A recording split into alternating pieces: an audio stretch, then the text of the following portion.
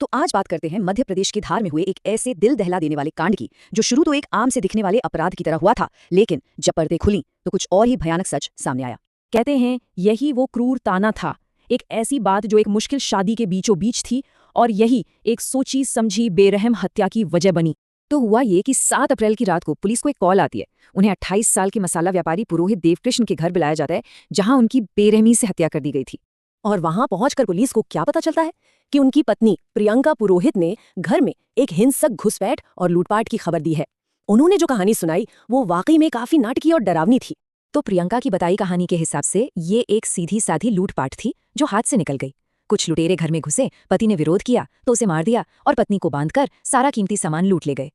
सुनने में ये एक बहुत ही दुखद और हिंसक घटना लगती है, एक आम रात का भयानक अंत।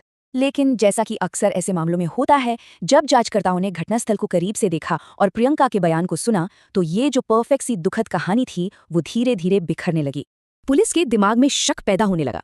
कई ऐसी बातें थीं जो आपस में मेल नहीं खा रही थीं, और इसने पुलिस को एक बहुत ही जरूरी सवाल पूछने पर मजबूर कर दिया। सबसे पहली बात, प्रियंका के बयान लगातार बदल रहे थे।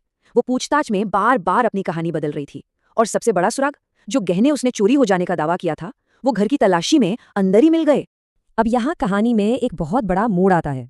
एक तरफ थी प्रियंका की कहानी कि वो एक आम खुशहाल जोड़ा थे जो एक हिंसक अपराध का शिकार हो गए, और दूसरी तरफ थी देवकृष्ण की बहन की गवाही, जिसने एक बिल्कुल अलग, एक परेशान करने वाली सच्चाई सामने रखी।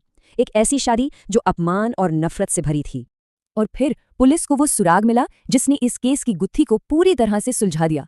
एक ऐसा सच सामने आया जिसका मकसद लूटपाट से कहीं ज्यादा गहरा और निजी था। पुलिस की जांच में पता चला कि प्रियंका पुरोहित का एक अफेयर चल रहा था, एक 32 साल के शख्स के साथ जिसका नाम था कमलेश पुरोहित, और पुलिस को पूरा यकीन था कि यही उसका साथी, उसका सह षड्यंत्रकारी है। और इस शक को पुख्ता किया टेक्निकल सबूतों ने।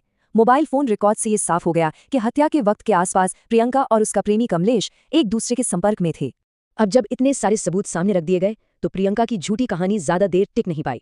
आखिरकार लगातार पूछताछ के बाद वो टूट गई और उसने इस पूरी साजिश में अपनी भूमिका कबूल कर ली। और इस कबूलनामे से जो खुलासा हुआ वो बेहद चौंकाने वाला था। ये कोई अचानक हुआ हादसा नहीं था, बल्कि अपने ही पति की हत्या की एक बहुत ही सावधानी से बनाई गई, सोची समझी साजिश थी। ये कोई गुस्से में उठाया गया कदम नहीं था। देखिए, ये एक पूरी तरह से प्लान की गई साजिश थी। पहला कदम, प्रियंका और उसके प्रेमी कमलेश ने फैसला किया कि देवकृष्ण को रास्ते से हटाना है। फिर कमलेश ने हत्या के लिए अपने एक साथी सुरेंद्र भाटी को हायर किया। उसके साथ सुपारी की रकम तय की गई और फिर 7 अप्रैल को इस खौफनाक प्लान को अंजाम दिया गया। और एक इंसान की जान की कीमत क्या लगाई गई?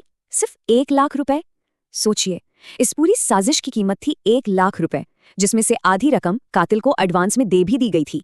इसे एक लूटपाट दिखाने के लिए हर चीज का ध्यान रखा गया था। घर का दरवाजा जानबूझकर खुला छोड़ा गया। जब देवकृष्ण सो रहे थे तब कातिल अंदर आया, धारदार हथियार से उन पर हमला किया गया और फिर लूटपाट का नाटक रचने के लिए पूरे कमरे को तहस नहस कर दिया गया।